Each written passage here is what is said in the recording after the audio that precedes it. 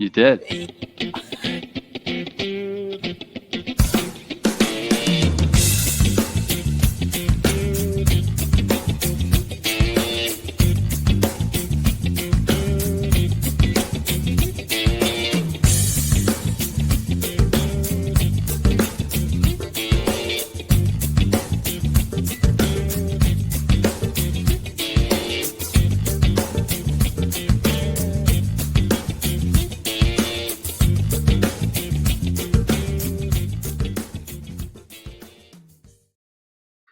What's up, everybody? I'm back. It's Marc Mac here on the hump. Happy Hump Day. What's up? You like that commercial? You ever seen that commercial, Adam? That old Hump Day commercial? I haven't, man, but it made me feel like we're introducing. I'm sorry, man. No, that's okay. But everybody knows it's Wednesday. It's the Hump Day of the week, right? No matter where you are in America or in Australia, it's Wednesday, but it's Thursday where you are. So it was yesterday. Right, which I think is awesome about this because it's all about Wednesday, and you're actually not even Wednesday anymore. You were Thursday, so you can give us a really great hack as to how you got over yesterday and are feeling as good and looking as good as you do today.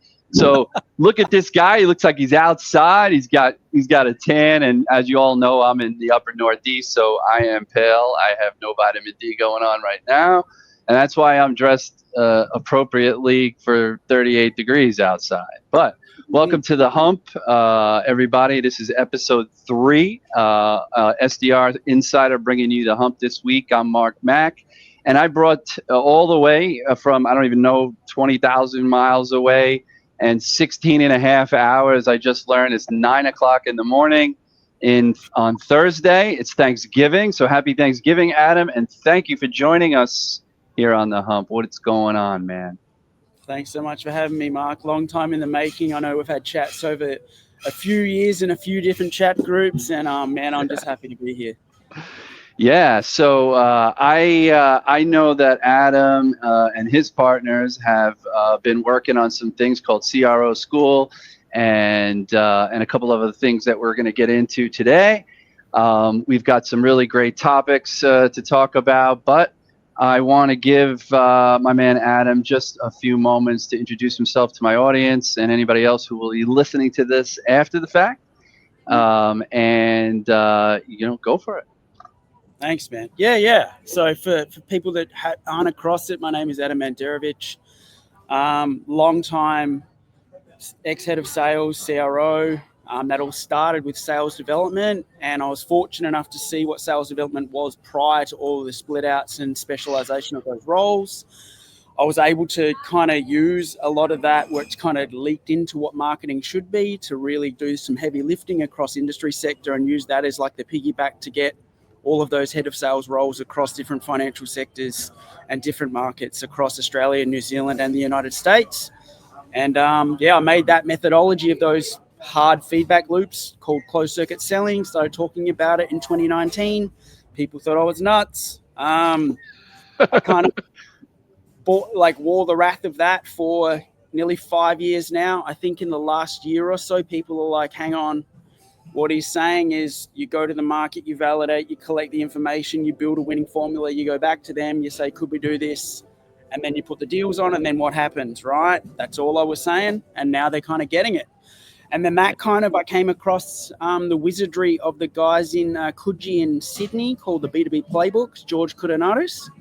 And we decided, is it possible to build all my sales functional fundamentals across the funnel with a demand marketing engine? And that then birthed a mini series, which I believe we're going to give away a book at the end of this. And that became CRO School, because we realized that we were building something that was monumentous, like about 200 pages of manual script of interlocking every single department, but not only that, but how to do it, how to apply it, and the templates and the tools. And that became CRO School, and that goes live tomorrow our time. And we've got some pretty big companies in the pilot version of that. And That's people awesome. will see a whole lot more of that very soon. But the people that have already seen it have said, how have you built an MBA style program for every single action across the funnel? And then that will obviously then spur into maybe pushing back into sales development and what it should be, because people will then realize from those live examples how there's a lower barrier to entry by gathering information instead of hardcore closing those people, which is what I've always been about, which is how you and I started discussing, I think 3 years ago when I was still in New Zealand. So I started building that, which first was like an iteration, was like helping companies do venture capital stuff. And that was through a company called Disruptor. And then that morphed into closed circuit selling, and that morphed into now pushing everyone into a school learning version. Yeah. I like it. I think it's if you can give people quick bursts of high level data and information and strategic thinking, and whatever else it'll go into, we'll dial into it a little bit more. But yeah, I mean, sounds like again, you're just building that recipe, right? Like you said, recipe to be able to manage a business through all those functions. A CRO, see, I think that's quite interesting, and that may should have been a topic. I should have just broken it really deep down to this, but there's a lot of talk about what people think the CRO should be responsible for. So before I get into these wonderful topics that I actually outlined, why don't you just answer me that? Tell me, what do you really truly believe a CRO is supposed to be responsible for, and what, maybe at a high level, I know we only have an hour, so what at a high level do you think should be their 3 top priorities? Okay, hang on. The first way that I'll answer this will be what the market thinks in terms of our like echo chamber of people that are probably listening to both of our audiences, right? What the market thinks CRO is not what CRO is. So the CRO needs to have commercial oversight of marketing, outbound sales, customer success, and commercial oversight. So with that needs to be like the right-hand person to advisory to the CEO, right? What we're seeing at market in terms of CRO and what's been watered down over time is people that have come up through sales development, and that's the only channel that they understand. That then became like a different version of a CRO, which is the title with none of the fruit. So in the perfect world, the CRO has commercial oversight over all of those departments and has intrinsic understanding of what their functionalities are and where the hard feedback loops exist. But that's not what we're seeing at market. And I guess that's part of why when George and I created this, we wanted to call it that, to bring it all back to that. Maybe to bring those people who are currently in those titled roles to the school and really teach them how to run the business, and gain acceptance in those in the company. I bet you there's probably a good percentage that all of a sudden these CROs are thrown in at a certain time, maybe the wrong time, and they're sitting around and people are looking at them like, who the fuck are you, right? Like, what are you doing? Because and they look them up and they're like, okay, this is where all these people are from. They're from the marketing side. Oh, he's a CMO here and a CMO there. Right. But what is that? Great. Okay. Has he managed revenue? Has he or she, fired a chief operating officer? No. Yeah. So things like they have to understand all of that, Mark, as you said. And I guess the bullet points there are is that they don't.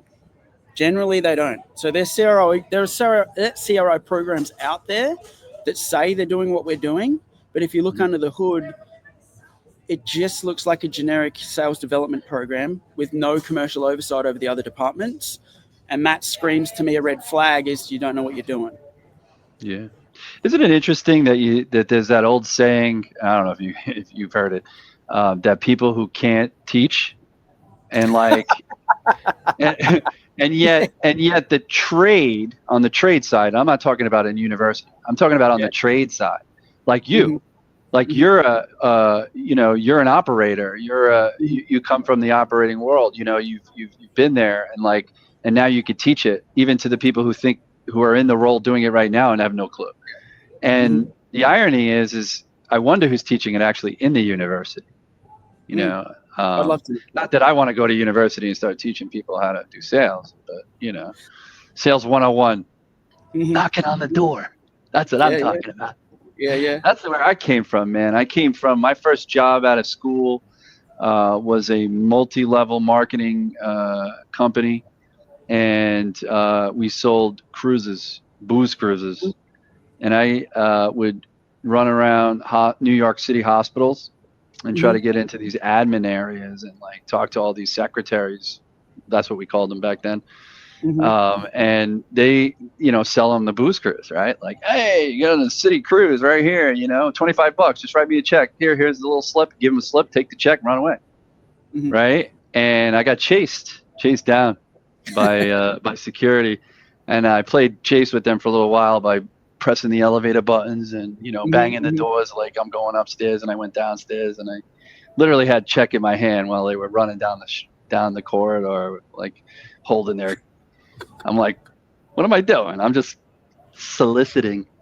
I love it. Yeah. So let's get into this. Let's get into these topics, because honestly, I like to think about, when I came into this industry, like in the tech sales world and the communities and all the stuff that it's morphed into these days. What really drew me in is this weird sort of like SDR AE model, and I said, what do you mean? And then I started following guys like Justin Michael and I don't know, a bunch of other people anyways.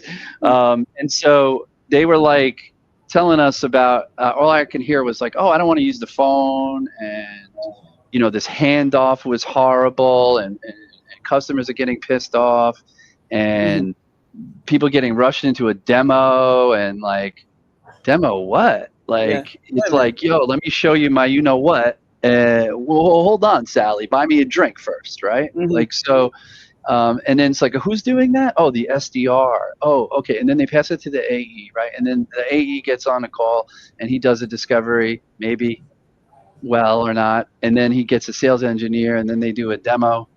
And I like the touch point component of it, right? I think if anything that I drew, that I see, that I looked at, that was the most positive thing initially, was like so many touch points, but not so many touch points each with a different person, right? Like, so that was really like, well, hold on a second. Like, so who's the customer actually understand who he's dealing with, right? Yep. And I came from a time where we didn't want the, like I was selling IT consulting services in the 90s, and instead of full-time recruitment, which most people were kind of on the mindset, we were trying to sell our company and like the solution. And he only wanted to buy a VB developer, right, or a Java developer. And I said, well, hold on, what do you need to do? And then he would like test my guy, and I'd be like, no, we're going to manage him, and he's going to write the code and get you done what you need to get done. Don't worry about giving him a test. You're not hiring him full time. This is my guy. He's consulting, right? We had to change the mindset back in the 90s. And so it became like this, game. I didn't understand, like, is the customer, who comes first here? Is it this process, or is it the customer and the way he wants to buy, right? And I couldn't understand it. And what boggled my mind even more was the fact that a lot of people then all of a sudden started to say, oh, we need to go back to this and back to that. I'm like, dude, take a look at 90% of the rest of the world and other sales business. Like, I have friends of mine who don't use an SEP, don't even know what a parallel dialer is, right? And manage millions of dollars worth of business, millions. Okay. And in like millions of dollars worth of business in transactional sales too, right? Which would be data heavy. And they still do it on a traditional CRM, and they don't have anything else but relationships and the understanding of the full cycle, and the specialization of the roles is what drew me in. And then what I heard was, nobody's using the phone, and I'm like, fuck that. I'm like, I use the phone. I'm like, I could teach you how to use the phone. And that's when I started to kind of put it out there and try to help people and understand. And so. But I came from, back in the day of where only the phone, and the phone book. all right? And you had to really go and ask questions. Like the best kind of person was somebody who knew nothing, right? Like everyone's like I always deal with SDRs coming on the team, and they're like they're hesitant, right? They want to learn everything, or they want to know everything before they start talking. I'm like, you don't need to have every answer, you know. And so I think the model, right? This model that I ran into, I was like, wow, this is weird, you know. But it has its good points and its bad points. I'd love to get your take on where you came from before that, and how you envisioned when you kind of saw it happen in 2011. You were like, whatever. Yeah. Well, I don't think I know. We're seeing like the commercial repercussions of that model now being so saturated that what you and I know to be true prior to that is, as part of a business development role, no longer exists in those specializations of those roles. So I came from a boiler room where hang on, let's go back even further. I came from... Well, you can't go back before the Boiler Room movie existed, because they didn't know what that name was. Right. Yeah. Okay, so let's go back even further. Yeah. Where I started to see how these feedback loops would work, and then I realized that's what I was being taught later on in the boiler room.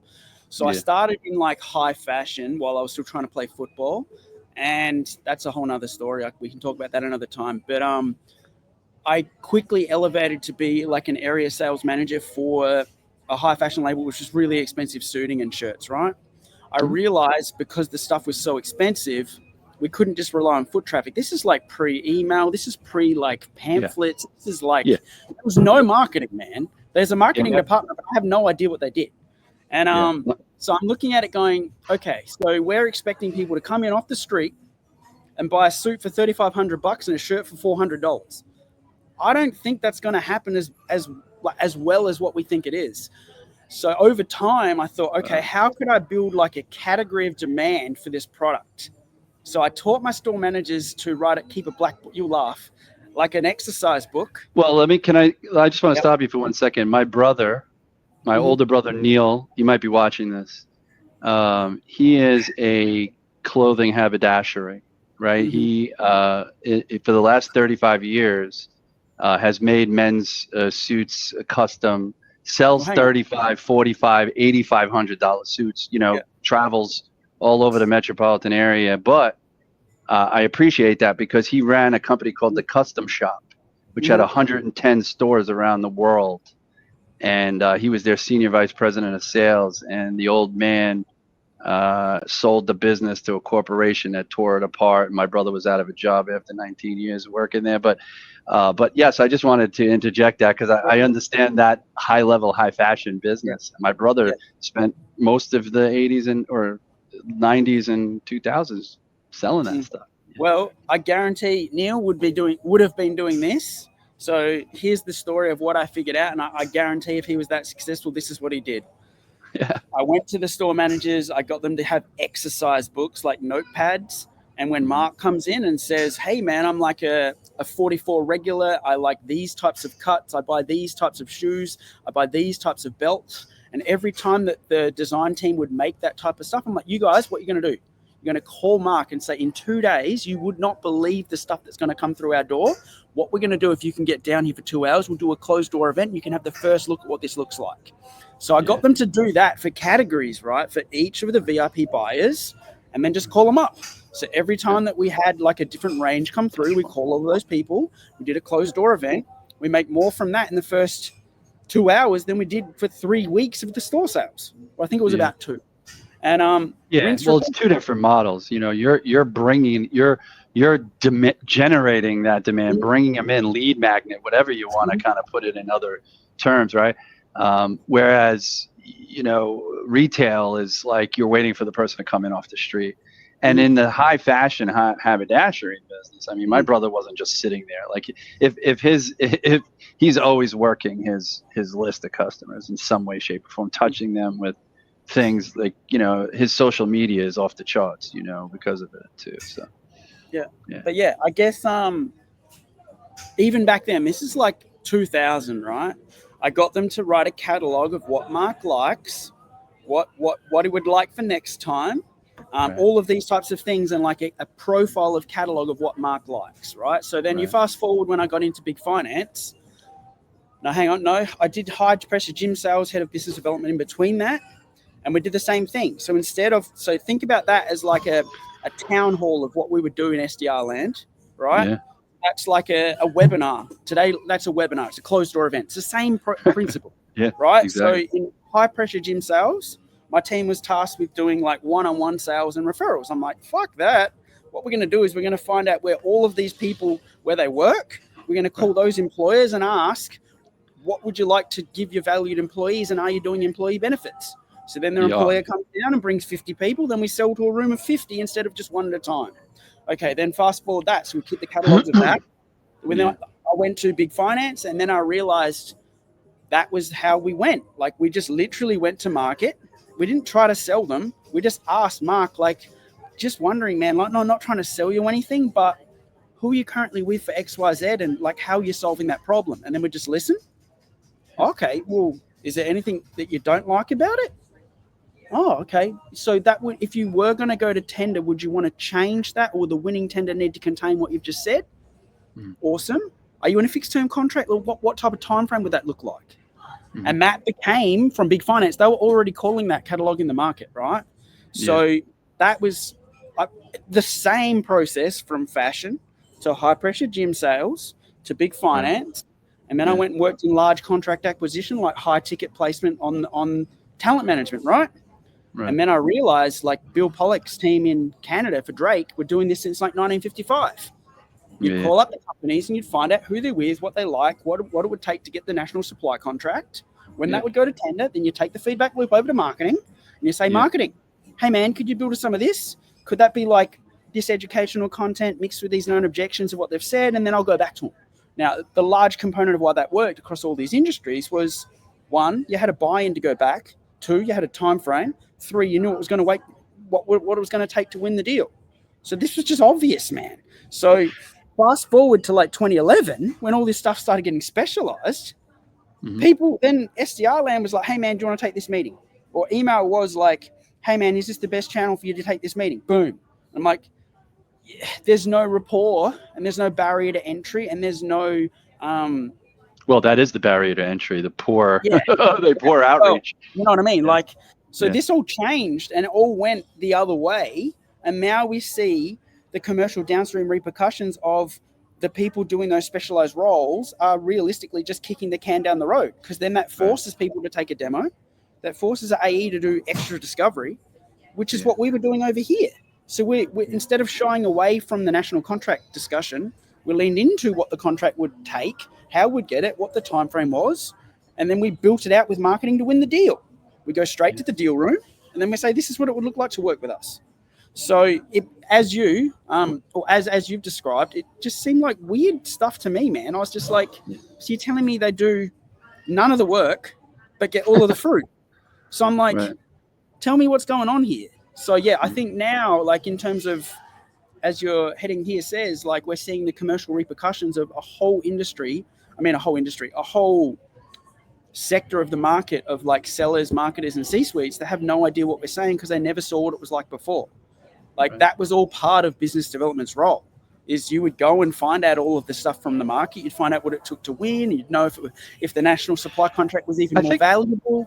I think the problem today, I think part of the problem today now is that I think they want to express those things, like they want to know those things, but instead of organically going and getting that information, as we say, from the Gipper themselves, they're trying to use AI and other things to put the pieces together, right? And guess.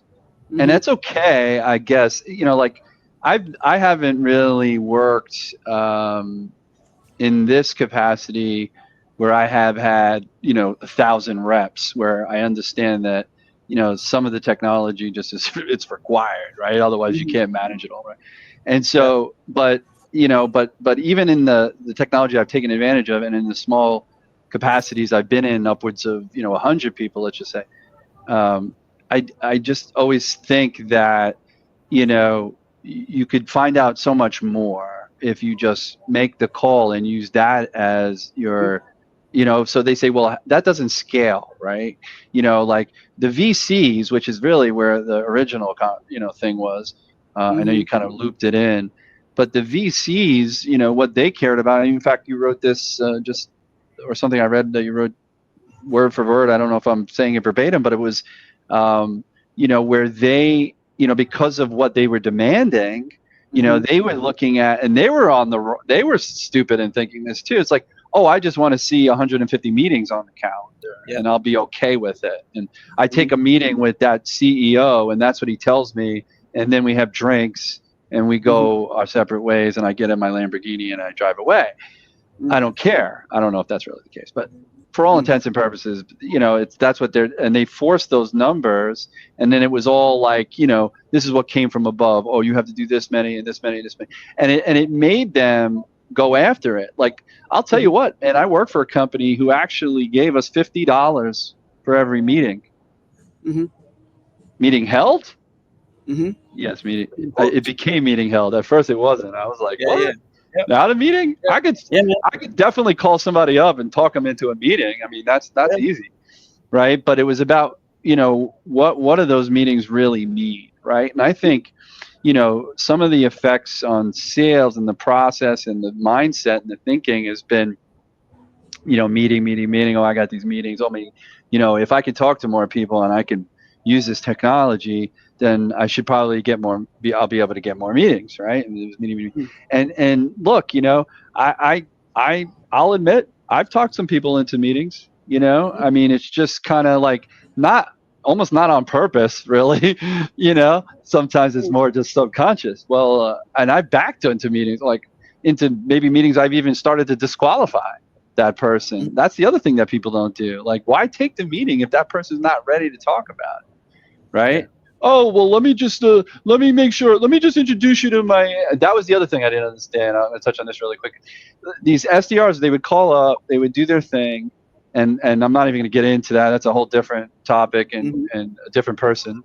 But the way they approach it, and then when they figure out that the person has a pain, not if whether or not that person even has a pain that they solve, maybe it is, but they think it is because they say, oh, do you have this pain? Does it resonate with you? Oh, yeah. Oh, so let's set up a meeting. And then when they set the meeting, they say something like, I'm going to introduce you to my AE, which the person you're talking to may not even know what an AE is. So, like, I don't even know why you say that. And then they say, oh, and now it's like, wait a minute. I just met you 45 seconds ago. Now you're passing me off to somebody else. Never understood that. Now, if that happens, I've come to realize, and I've worked in this capacity, I've tried to make it better for myself. It's okay. And the way you do it is when I pitch a meeting, as the SDR, I'm saying, hey, listen, it sounds like this might actually be something we can have a conversation about based on what you just said, X, Y, Z. Why don't we do this? Let's reconnect at a time that's a bit more convenient where maybe, you could share a little bit more about, those problems, and, I could tell you a little bit more about how we go about solving it. All right. And then they set the meeting with me. Now, just because when I get on that meeting, which that never happened, they always talked about an SDR handoff, which is what? A quick Zoom chat or a quick Slack chat with the AE, and he goes, okay, tell me about this meeting. And, the guy's like, well, he's interested in our product. Oh, great. What pain point did he tell you about that was like, they don't ask that question, right? And so they get on the call, and then the AE, if that's their process, he may even launch into, I've literally seen a kid work for a company called, I won't say it, and I seen him get on the discovery call. I set it up, and he literally launched up his screen before he even said hello. And I was like, okay, I'll see you later. Click. Like I got off because that's what we did, like that handoff. So I created a handoff where I'm actually on the call, and I gracefully say, hey, I wanted to introduce you to my partner. He's really the expert here. I'd just be a fly on the wall, and plus he's really better looking. So you might enjoy hanging out with him a little bit more. So I'm going to follow up with a thank you email, and you have a great Thanksgiving. And I get off the call, right? What that does is two things. It solved the problem of no-shows, right?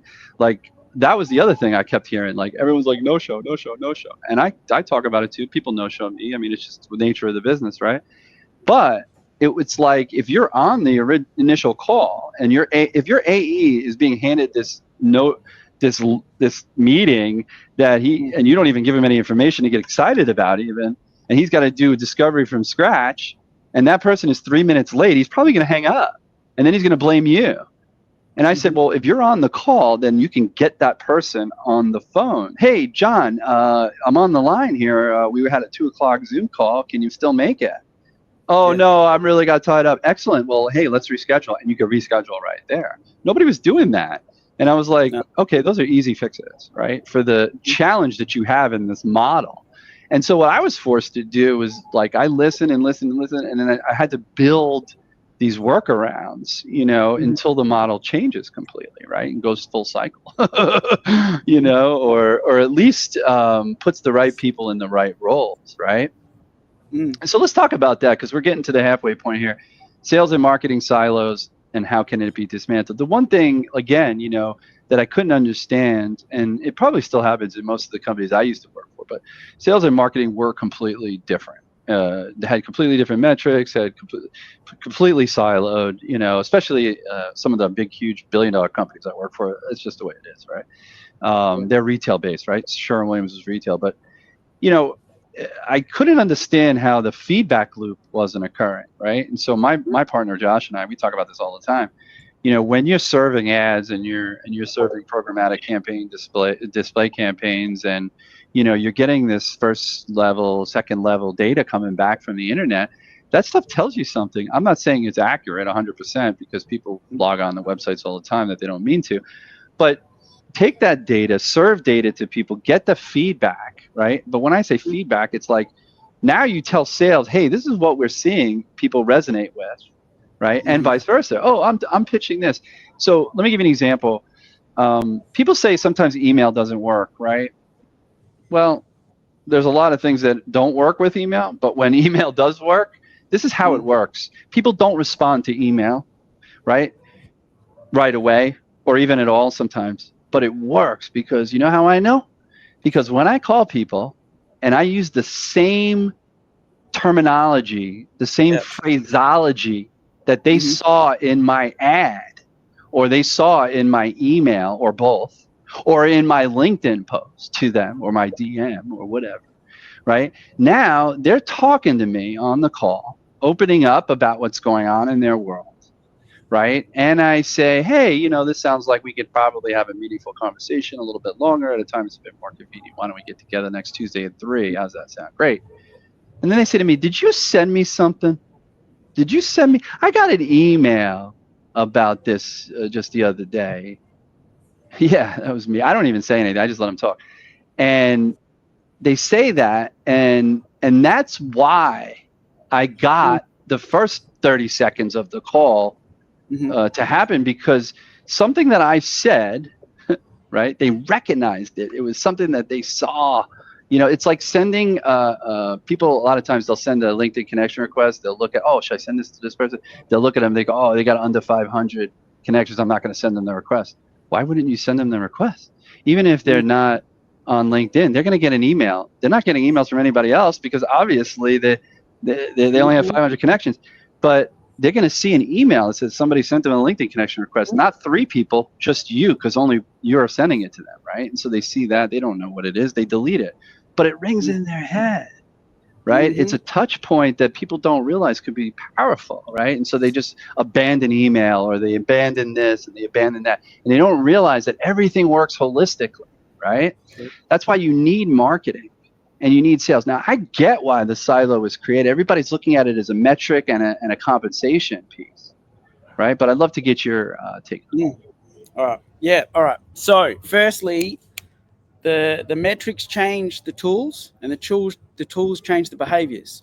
So, if you look at what you and I did before 2011, marketing existed from our feedback from on the ground with in-face personal conversations, or us doing the business development on the calls, finding out, cataloging the market information.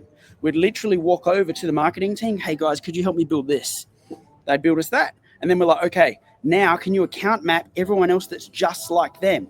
And we'd do that. And then we'd call those people and go, hey, Mark, I know you don't have time to talk to me right now, but we've found this. Would it be okay that we show you? Boom. And you'd send them stuff. Back then, it was probably just a shitty PDF or death by PowerPoint, but it was still something. And then we just follow up the people that we sent stuff that should resonate with all of those personas, right? That no longer exists because marketing is tied to the metrics, which became the tools, which became the behaviors. So they know if you talk to a good marketer, they know 3/4 of the no intent lead gen that they're creating, because that's what they're tasked to create, won't work. They know that they want to be getting the live feedback from customers, voice of customers, market validation from us, but that's not what exists in most organizations, right? So that's how we fix it. We go back to the measure being completions, catalogs, info gather, and then we walk it over and we give the sheet of this information to Mark's team in marketing, and Mark builds the stuff. And then we go to the CEO. See, when we did this loop between us getting market validation, marketing built us the stuff, these guys went to deal room, this is how many went to contract. That's the solve. But to fix that, we've probably got a twofold problem, bro, because the SDR AE machine can't handle that because it's not how they're measured, and they don't have the skill set to do it. So I don't know where you originally came from in your career, but in my career, in big finance, large contract acquisition, these types of things, those people first came from customer success. So they got the commercial deal pack from the business development full cycle person. And in the deal pack, they knew, okay, Mark's team has been credit approved. Mark's team has legal process here. It says clause, these ones are approved. It says, here's the quote of the price. Here's the annual contract value. Here's their expectations. This is how many times that rep over Sandy here has to go see this customer. Right. That person then does that for 2 years. Then they go into a pool and then they apply to be in business development. When they get there, they already know how to market gather the information because they know what's in the deal pack from processing them for the last 2 years. So that's the fix, right? In my eyes, it's very, very clear, but people look at me like I'm speaking some foreign, like, Venusian. But what about the compensation piece? What about the compensation piece? Because you're working on, like, you know, with two different salary type employees at different levels, and is that misaligned? Yeah, well, so on top of the fact that the metrics change the tools, which then change the behaviors, we've also got to realign what they're getting paid and compensated on incentivization on each of the touch points, right? So as you touched on earlier, I've seen firsthand meetings set $50. I've seen that up to $500. You can imagine what happens, right? Yeah. And then if you go to big finance, you're like, hey, man, I've got this national supply contract. I should get like a $5,000 bonus for pushing this across. Inside of that contract, they're going to have some B2C buys. I've done 50 contract acts for those guys. I'm going to be in the cash. And then the contract falls over, and then those guys still get paid, and then the contract's upside down, right? What do you think about, because you keep saying big finance, and my middle brother, I talked about my older brother being in the clothing business, but my middle brother was a finance guy. He traded government bonds on Wall Street just up until shortly before 9/11. Thank God, because his entire desk went to Cantor Fitzgerald, which was in the top of the World Trade Center, and he lost a lot of good friends that day. But he used to talk about kind of a pod type of environment there, where you'd have like a deal originator, you know, a guy like me, a guy that's going to be making the calls, making the contact, making the touch points.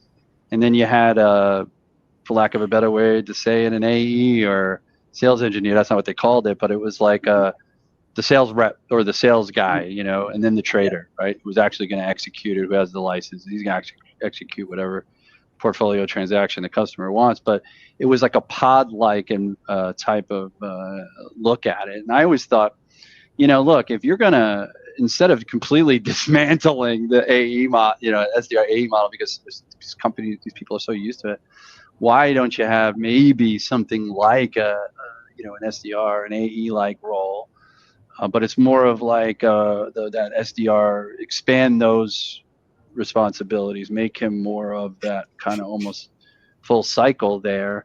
And then you have that support sales engineer, and you have that, you know, you could bring those people in, but that one person are always involved in each step, each touch point, I think. And I think you can incentivize everybody that way. Now, if the pod is essentially focused maybe in a particular vertical, then marketing, then you can have that particular, marketing person. You don't have to have the centralized marketing team. Why don't you have, like, just like you have a rep, why can't you have a marketing person in that group too? Like, why do they have to operate independent? Why can't they be paid also?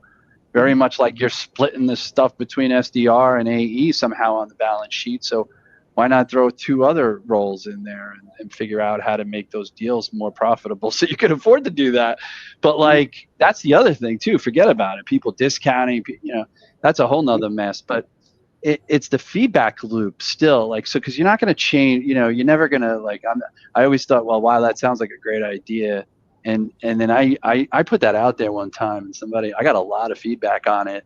A lot of people said it was tried before. I was like, yeah, it's worked too. I don't know what you're talking about. So, but like, just to break it down and to, like, it's a culture change, right? Yeah.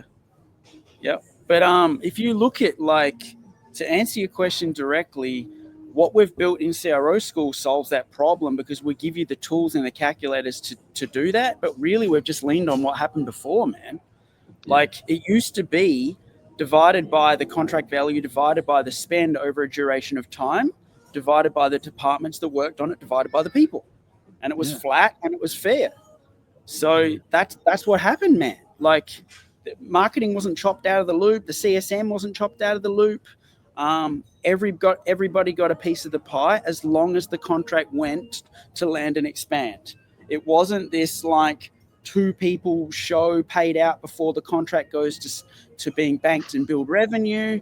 It wasn't, like, the contract's being upside down, or actually we can't service this because they want 3 on-site reps, which exceeds the value of the contract. There was none of this shit. Like, it was literally straight down the line.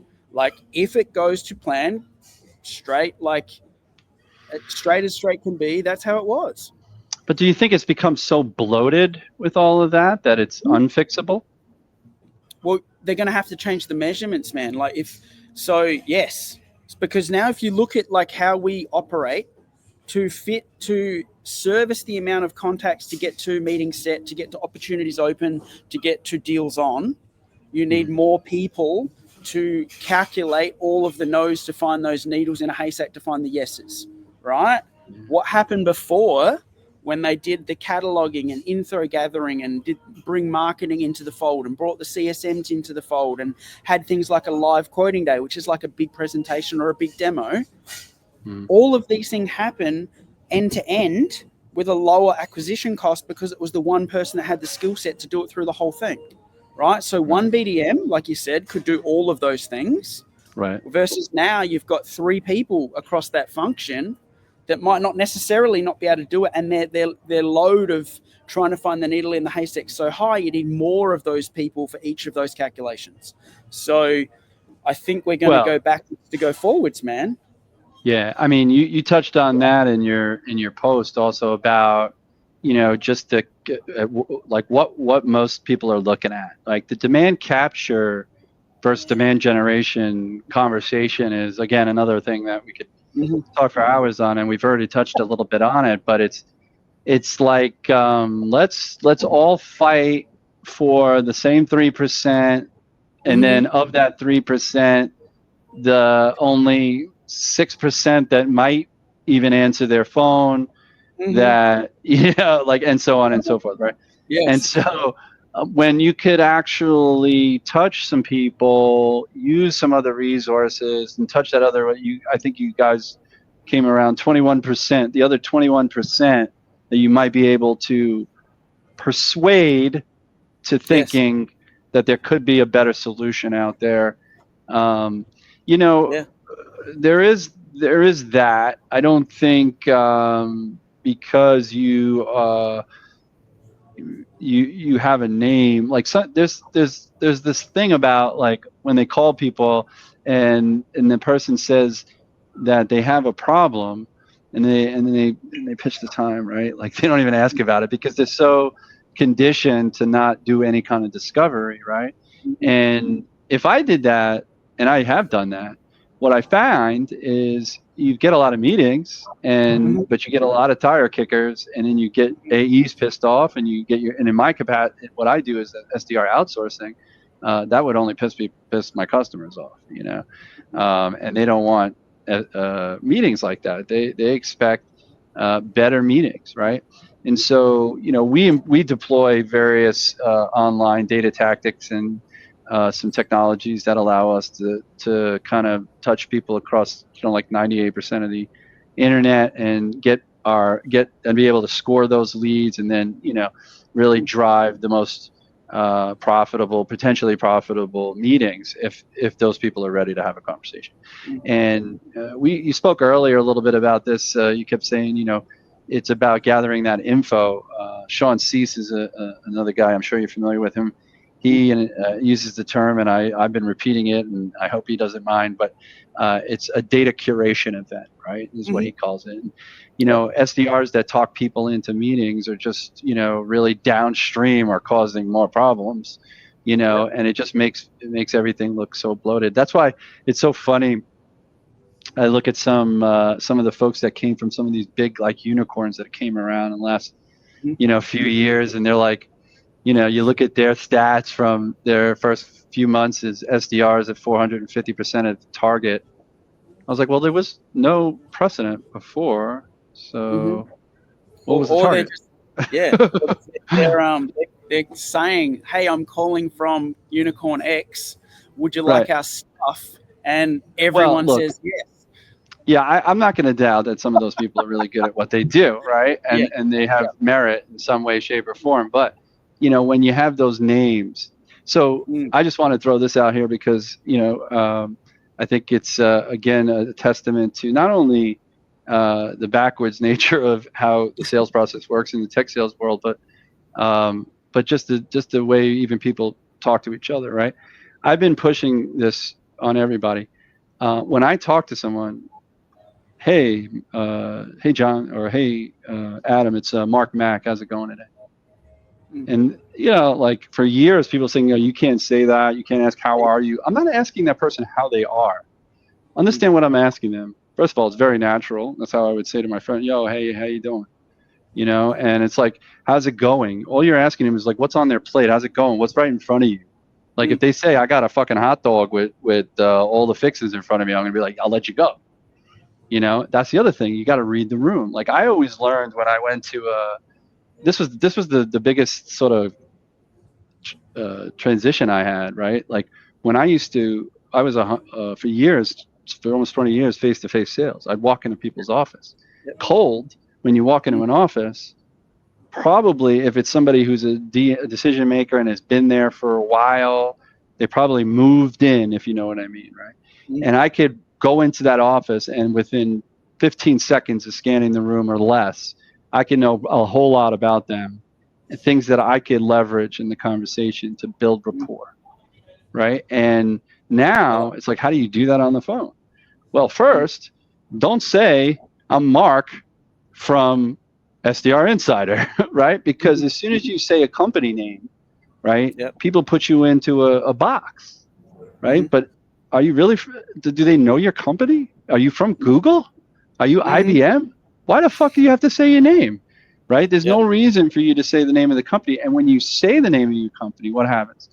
Even if you get that conversation going because you're so talented or you have a really compelling value proposition, the point of it is that they immediately, even when you do go through that, they're thinking, oh, this is a company. If not now, they're trying to sell me something at some point, and I don't have the mindset for it. So you're already starting off in a minefield. I can't tell you, people say they can't do it. Every single phone call that I make today, yesterday, and for the last 4 years, I never say my company name. And when I did, I mean, I used to work for multiple companies at the same time, right? And I would use the wrong company name and pitch them a different kind of software. And at the end of the day, and then I'd say, I'm Mark from this company. And they'd be like, didn't you just say you're, oh shit, yeah, no, that's our parent company, Admittingly, no, it wasn't as bad as that, but it was like, you don't have to say your company name, right? Because it doesn't matter. all you're trying to learn at the very beginning is whether or not you got the right person on the phone. But as soon as you say you're from this company and they hang up, now you don't know if you even reached the right person, right? So I dropped the company name. That's like the first part of it, right? And then they say, oh, well, they're always going to ask you who you are. I'm like, oh, well, who are you? And I said, well, I told you I'm Marc Mac. And I go, look, the reason I was actually calling is, and then you get into it, right? And 9 times out of 10, they forget. Right, so it's not about the company that you're from, because it doesn't matter if unless you're from Gong or like, or something that's what you're selling it on. Now, interestingly enough, though, it depends on who you're working for. Now, you say you've been in different industries and businesses, right? Some small companies, like I have a business. My partner just bought a bus company business in Ohio, and that business is one of like 3 major players in the market, right? So actually calling school districts and saying I am Mark from BSI is an advantage. And it's weird for me because I don't normally do that. I don't like to say that. And when I did it, people actually are having a better, they know who we are. So again, 9 times out of 10, 99.9% of the time, people don't know your company name, and there's no reason to say it.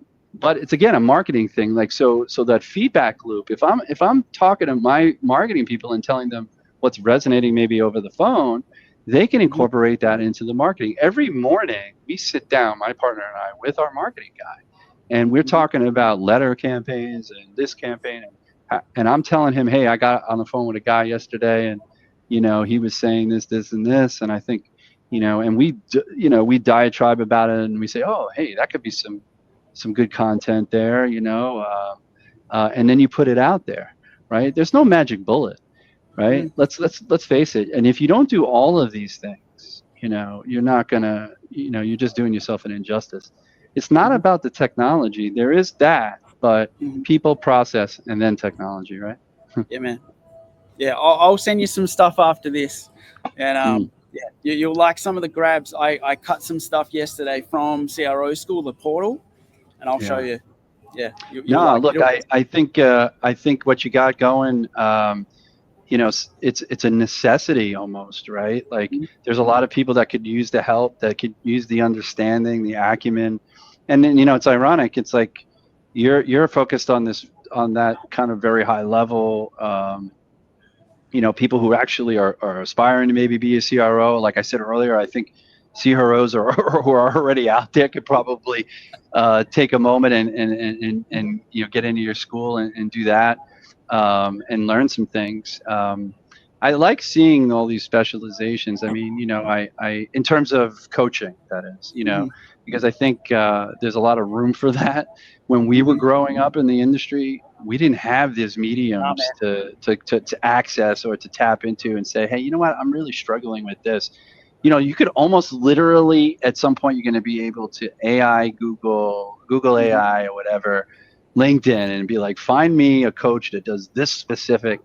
I mean, you could probably already do that, but like, you know what I mean? Like, I'm looking for somebody with expertise in this, I really need to get to this level, because there's always those levels too, right? Like, I might be actually good at really helping people in those initial conversations. The irony is I think, and you talked about it a little bit, which is, putting the right people in the right roles.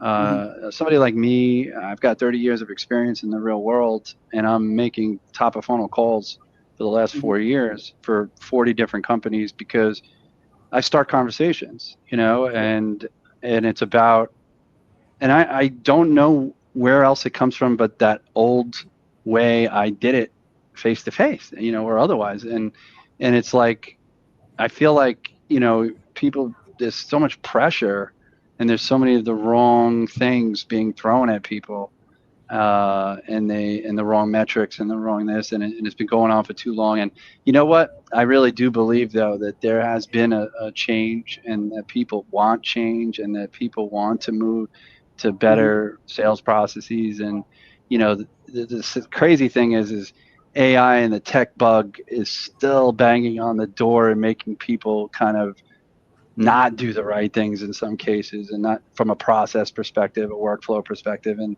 they're relying on that tech, thinking, okay, this is going to be my answer. And the sad thing is that every Joe now, even who don't even have tech coding experience, can build a sales management tool using AI and sell it. And it's commoditized that space. I'm waiting for, when the major players, have the really, jacked up, and it's like you just literally say, Susie, can you write me I guess you could do that now. You can ask ChatGPT to do whatever you want. I've tried, but sometimes it like spazzes out. It says, I can't do this. You got to be a little bit, tell me it in a little different way. And I change it and it still has a problem. And I'm just like, the human touch will never, I can't believe how many of those, like, it's going to, SDRs, I believe the role will change and has been changing. Right. Yeah. And it doesn't mean it's going away. It just means it's going to look different, like we just talked about. I don't think it's going to be completely destroyed and like people are going to lose their job. Like, I think it's going to change before any of that, and I've seen really great AI tools talk to, people, things that talk and, but it can't do the kinds of things that I can do on the phone or that anybody else could learn to do on the phone. But before we get really deep into the last few minutes of the hour, I want to learn, what is Adem's hack? Look, man, you've got CRO school, which, by the way, and the playbook, right? It's got that on the ribbon here. So we're going to give that away, or you can give it to me, and I'll give it away eventually. You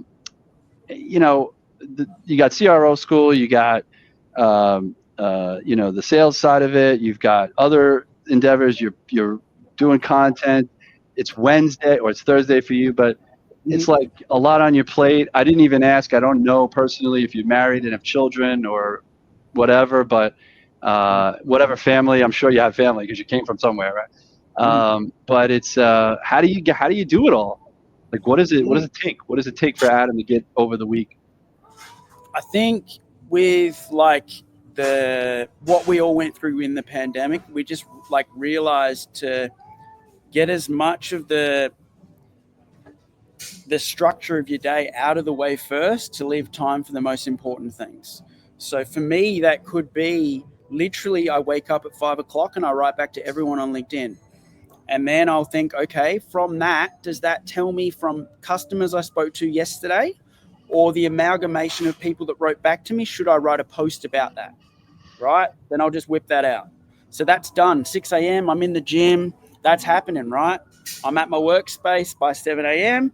and then I can set up my day. So hold on a second. Is the gym in your house? Not quite. Okay, it's right outside your house? Yeah. All right. It's okay. By American standards, it's very close. Because I don't know anybody that could go to the gym at 6 and be out by 7 unless they live right there. So I became very efficient through all my training I trained to be a professional sports person my whole life, man. So even if I give 30 minutes of the best every day, then that keeps me pretty primed for days where I don't have anything on those mornings. So how I structure that now is that's pretty much the morning structure. I put aside, as I said to you, 2 hours each morning for people that want to maybe talk about how they want to collaborate with something or might want to invite me on a podcast and might want to ask me questions for their own content, right?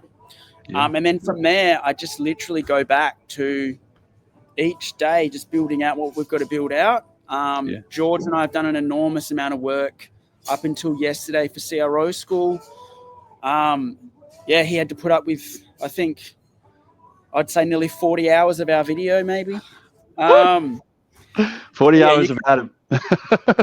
Well, I've never seen anyone in my life be able to decipher and deliberate diligence on how to put all of those things into certain structures, like I've seen him in the B2B Playbook do.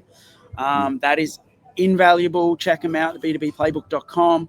And they're check them out on Spotify. That's probably one of the best podcasts where you'll see the bridge of what marketing should be versus what's happening, right? And from there, man, like that allows me to get most of the structure of the day done by lunchtime. So Perfect. It sounds like a whole lot when you said like you're working on these 3 different things and etc. But if you break it down into time blocks, it's not really. Yeah, absolutely. Time blocking, definitely, something that, I kind of don't, I'd say I time block to the extent that I have certain hours of the day that I'm doing things just by nature of the light or, people working where I think it'd be critical, which ironically does change from a phone call perspective because, like if we're calling and we're talking with potential clients that are in the trade services, HVAC, plumbing, electrical, I've spent a lot of time working for companies that support that industry, and we're talking to those kind of people, and it's great to talk to them at 7:45 in the morning, at 8 o'clock in the morning before they actually get to the job, right? Which I'm used to because I used to go and call on building engineers in Manhattan at 7 o'clock, 6 o'clock, 6:30 in the morning, right? So there's that different kind of thing. So that's really where my time blocking actually starts, right? I decide, okay, based on this customer and based on this, I think the best time to make phone calls would be at, these times, right? And so I'll block that off. Usually it's very common, even across all of them, is like 10 to 12, 2 to 4, is really the core times that I do make calls. But like I said, I could do 7:30 to 9. And what's great about that is, yeah, like I'll drop 2 meetings, and I know I have that out of the way, which allows me to focus on some other things. And I can put those things into the schedule as well. Usually there's meetings and other things, and then meetings I got to start. So that's always happening 1:30, 6:30, 3:30, 2:30, And so by nature, I think it almost time blocks itself. But as a CEO, founder, and whatever, I think it maybe almost takes more discipline because you can be more on the creative side. And like I could get launched into creative things that literally I only decided I was going to spend, till I say, oh, I'll work till 7:30 on this, and I start doing it, and it's like 10 o'clock when I look up, like video editing. Forget about it. I'll do video editing, and then 2 hours will go by, and I've only got like 30, 45 seconds, or 3 minutes of video that I cleaned up and did what I wanted to do it. And so it's like, wow, like. So I timed like naturally with that. Like sometimes the business, the work, dictates that versus me kind of controlling it. But I think that's definitely a great point. I think when you can do that and you can see your life in that way, and you can get like the important things out of the way, it makes you just feel much better. Like when I get a meeting like that in the morning, I'm like so stress relief. It's like, okay, now I know I've got another opportunity we're staring at. Potentially. So I would try to do the similar things like 9 to 11. But what are your thoughts on like Friday afternoon doing like an hour and a half of power? Because no one will call on a Friday afternoon because they think everyone's out, right? That is the supercharged. That is the hack. That's the hack. Most definitely. 3:30 to 5. Absolutely. That's when you call. 3:30 to 5, East Coast. I am always on the phone. And there's this other girl, Sarah, right? She's like a cold caller, AE, whatever. She just launched Selling Sarah. She lives in New York City, and she does videos on Friday afternoon of her cold calling. I used to cold call on LinkedIn too, but like I definitely I think that's a great time, and it's again a testament to like how you could begin a conversation, right? Like you're not John from company X calling because you work with I even tell people the word work. As soon as you use the word you work with other companies, it triggers people. It triggers people in your head. There's a lot of psychology around this, and I'm teaching this to a few folks I'm coaching right now. It's like certain words are trigger words, and I'm not suggesting that we're not salespeople. We're trying to ultimately have a relationship and maybe conduct a transaction with this person, but it's about connecting with them and getting them to at least lower the barrier so that you can find out something from them that could be valuable. And so when you put all these landmines up front because you've been so conditioned and used to being, and you were trained, and you have a script written like that you were trained and embedded in your head. Trust me, I used to say I'm Mark from whatever company. Like I used to be Mark from Sherwin-Williams for so long that when I went to Impro, I used to say I'm Mark from Sherwin-Williams. I couldn't stop it. Like it was just like it was muscle memory, right? Yeah. So I understand everybody out there that's having that could have trouble with this by like eliminating the company name. But if you do it, it's like it's so liberating because I can't tell you when I say, "Hi, it's Marc Mac. How's it going today?" And they're like, "Good, Mark. How's it going with you?" Every single time, it has not stopped. I mean, look, I do. It's not true. Every once in a while, I'll get, "Who are you?" Right? But that's a sign. Read the room. That was my point before about walking into a place and being able to read the room and know everything about it. How do you do that now? You listen and you hear what you hear. You know, people say, "Oh, try to talk through the noise you hear in the background and see." At the very least, try to see, you know, if it's worth having another call with them. I'm on the fence with that one, but literally, it doesn't even matter because once you say whatever you say, they're gonna be like, nah, I'm not interested. Oh, send me some information. I can't think about that right now. Well, I just said that. You asked me to say what you want. Like, have the balls to say what? Because sometimes they'll say, right? They'll say, wait, just tell me why you're calling. Nah, it's all right, man. I'll see you later. I've literally said that and hung up. I'm not even kidding. I've just said my name so they don't know what company I'm from. That's another reason why you don't say your company name, right? Like, because they may remember that. They may not remember Mark, but they may remember the company name, right? Depending on what it is. And so I've said my name, hey, it's Mark, maybe not even my last name. And then they've said, I go, oh, but it sounds like I caught you at a bad time, huh? I hear all the noise in the background. No, I just stepped out. Just tell me what are you calling. Nah, it's all right, man. I probably have the wrong number anyway. Click. Right? Because they're not going to remember that. They're not going to remember that next week, right? Yeah. When you call and you have a totally different sound and you're like slow and you're calm, whatever.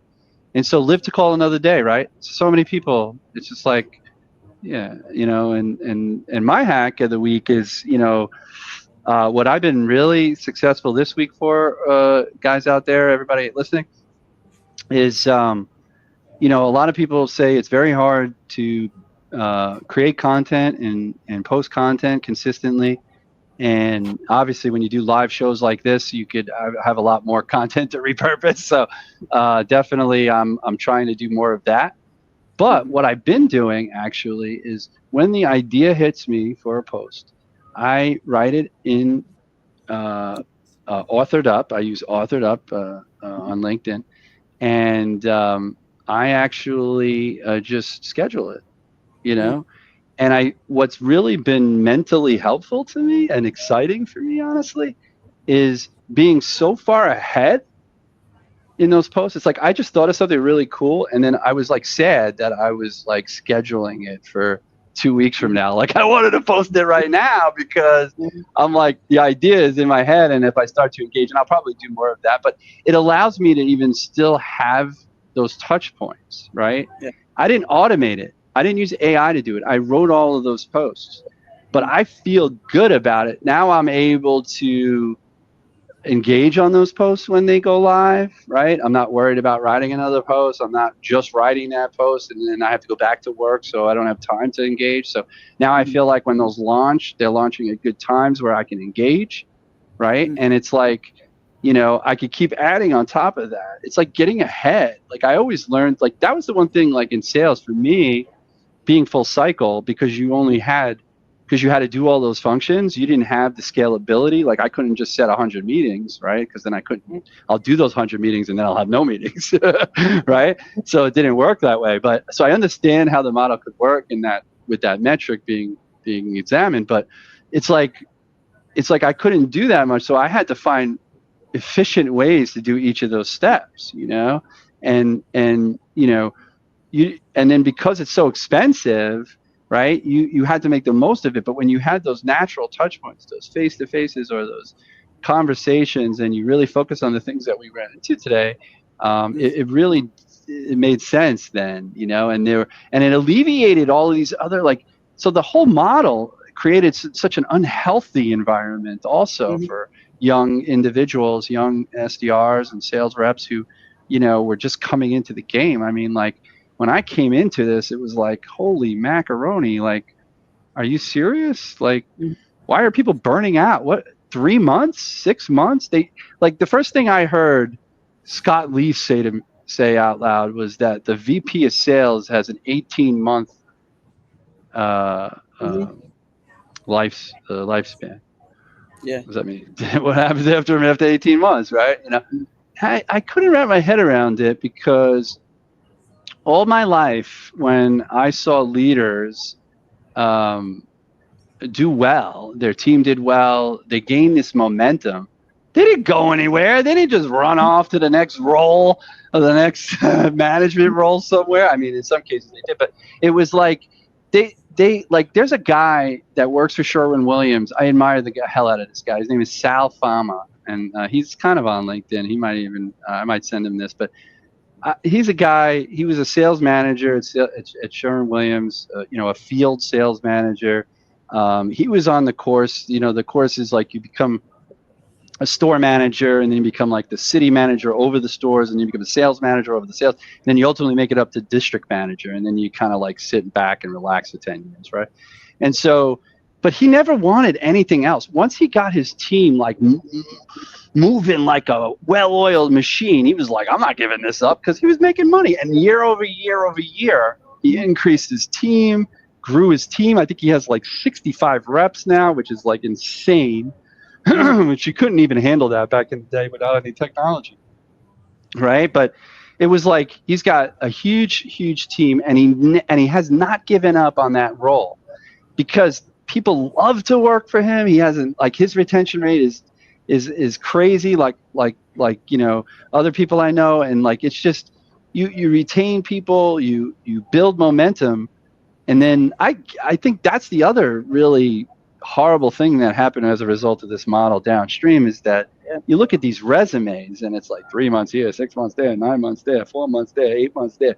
You were that company for a year. I saw one guy's resume one time. It was he was at a company every year and a half or year and a month, right? And companies I work for, when you did, like, let's say you did 10 million one year, you had to do 12 million the next year. It was like a 20% or 15% or 10% increase.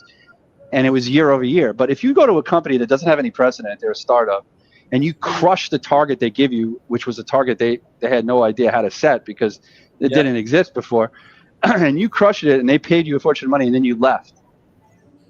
And then you went and did it with another company.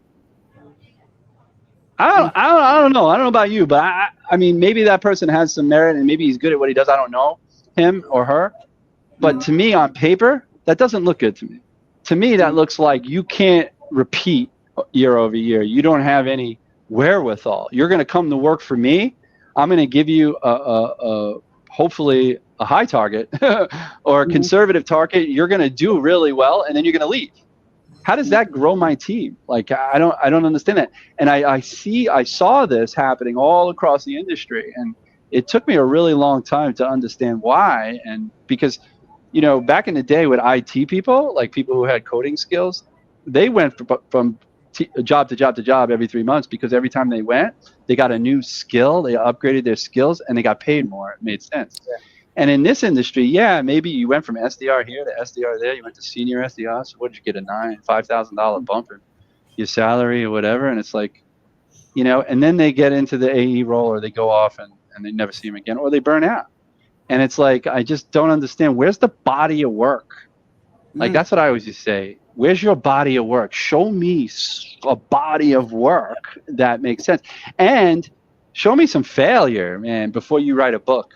Because if you're writing a fucking book and you haven't actually failed at anything, I don't know. Yeah, man. Anyway. But I think that a lot of what you said there about the hopping, man, is like a testament to the broken model, right? Because this didn't happen in those traditional industries.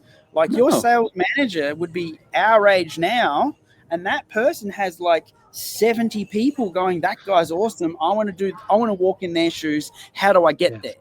Right. And they're like, man, you keep doing what you're doing now for 5 more years and you might just do that. And we don't see that now because the model's so broken. And as Scott Lee said, the tenure at the top is so short because they come in and they try to whirlwind change, but they're still stuck in a broken model that's never going to accept that change. So then they go off to the next venture, and then they've got the people underneath them that don't know what to do, and then they're still tasked to just burn contacts like this. and then they're burning out because they're doing that. The model's wrong. So that's what the fundamental takeaway of our conversation, or I can say from my side, is we know what good looks like because we've seen it and we've lived it, and we know what's broken now because we see it now. So let's just get back to some of that good stuff. Some of the basic stuff, just the basic, just, and it's really not novel, right? And I think that a lot of people, a lot of blah blah blah on LinkedIn, right? It's like, what I keep reminding people. I think you can appreciate this. There is a billion people on LinkedIn, a billion. It's over a billion, right? But it's a billion or plus, right? There are 135 million active daily users, 135 million, right? Okay. And people believe like it's the gospel Bible that it's happening everywhere in the world. A person who may have 50,000 followers, 100,000 followers, and may get even 300,000 impressions. Let's just say get 300,000. Let's give you that number. 300,000 impressions. Let's just say even if that is 300,000 people, I just said there's 135 million daily active users, right? And so do you think out of the other 134,975,860, whatever the number, the divisible is there, is that none of those people are salespeople or successful salespeople in their own right, in their industry and space, right? And they don't know how to manage businesses and whatever we talked about.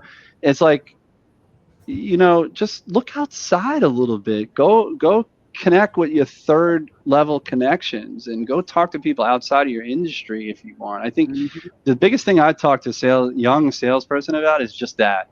Don't get washed up into the old lingering PR model. Make decisions based on what, just, you want to be original, look at other industries, I think there's a guy, Dale Dupree, right? Dale, interestingly enough, as much influence that he's had on the tech industry, he's not in tech sales. He sells copiers. That's his thing. He came from that trade or that old other industry type thing that I did and you did and whatever. And it's like, and he's doing some things which are unique, maybe old school, the paper, the letters and the things in the face-to-face. But, that's what we're talking about. We're talking about, like, you don't have to be so had these blinders. This is the way you were taught to do everything. More.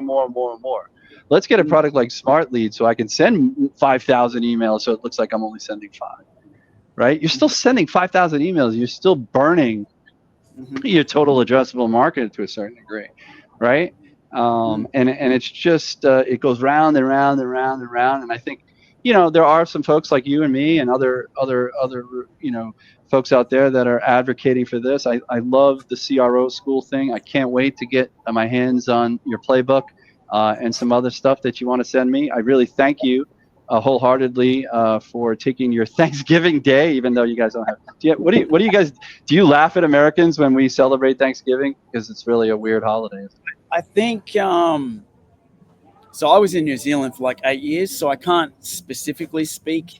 Of late, though, I think that Australia is more Americanized than what it used to be, and there's a lot more ties there. So I think a lot of the traditions now are more widespread than maybe the Australians want to adopt or accept that they've adopted. Right. But there's a lot of Americans that do live here. So yeah. One day I hope to get there. I hope, or if any day soon you're in New York or New Jersey, I'd love to see you and hang out with you, man. I had a great conversation. I hope you enjoyed it too. Everybody, you see the B2Bplaybook.com. Go to there. Check out Adem Manderovic. No, how do you say it? Manderovic. Manderovic. That's right. You asked me what my last name was. And most people are probably listening or seeing it on the screens as Marc Mac, but my actual last name is Maclovitz, Chlovitz. A lot of my father, a funny story is he would actually, when he would call up and make a reservation at a restaurant, and by the way, this is his last name, right? You would think he'd know how to say it. he would say it so quick, like a rural New Yorker, like Mr. Maklowitz. Who?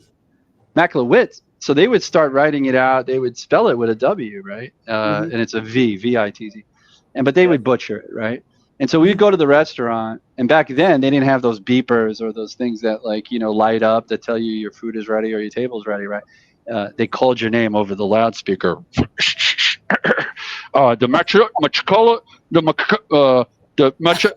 That's us. Yeah, that's us. Like we'd have to give up, not let them say it, right? Because they couldn't say it. And so for years, my mother, she was a daycare, she ran a daycare center, and so everybody in daycare, if you know anything about daycare, they say Mrs. and their first name. So it's like if your name is Stacy Hall, it'd be Mrs. Hall, you would think, right? But it's Miss Stacy. Everybody's Miss Stacy, and my mother was Mrs. Mac. Right. And I never realized maybe I should be Miss Mac because she was famous, Miss Mac, she was Miss Mac. And even though it wasn't her first name, because her first name was Marilyn. So she didn't want the kids calling her Marilyn and, from the 1960s. Right. But it was Miss Mac. And so I adopted Marc Mac. And it's so funny because I don't really look at it as a brand per se, it's just I shortened my name because I don't like people trying to figure out how to say my whole last name. Or for that matter, trying to spell it for them, when you're not face to face and you're what's your email address? And it's okay, M-A-C-H, and I have a nasal sound to my voice, so my B's, C's, D's, E's, they all sound the same, so I have to use words. So I would say something my name is Marc Maklowitz. It's M-A-R-C-M-A-C-H, love without the E, or I'd go L-O-V, like Victor, I like igloo, T for Tom, Z for zebra. It was just a fucking pain in the ass, right? And I had to do that every time, and I had all kinds of different ways to say it, and people would sit next to me and in sales floors and stuff, and they look at me like, what the fuck? How many? Because I would make people laugh doing that. That was the difference. Yeah. They would get, and then they would remember my name, and so you think, oh, why don't you use that? But it was too much, I just on lettering and headers and emails, I was Marc Mac. There you go. But yeah, thank you for telling me how to pronounce it, and I really do thank you for spending tonight with me. It's been great. Happy Thanksgiving to you and your family. You sound like you're out at the bar or something. I've been hearing a lot of noise. It's I'm on a sales floor, but there's an eatery downstairs. You look like you're out in on a cafe on a veranda at a restaurant. You got the heater thing. Not just yet. You got a pint in your hand. Oh, it's water. Love it, man. I love. Thank you so much for the chat and having me on. And I appreciate it. No, I bless you for taking the time out of your day. I appreciate it, even though, and especially since you say you only dedicate 2 hours out of your week to do this. So I feel very blessed. Anybody listening, go check out Adam. I'm Marc Mac. You can find us over at SDR Insider or on my local page. Stay tuned next week. We got another show coming, but thank you very much. And peace. Thanks, man.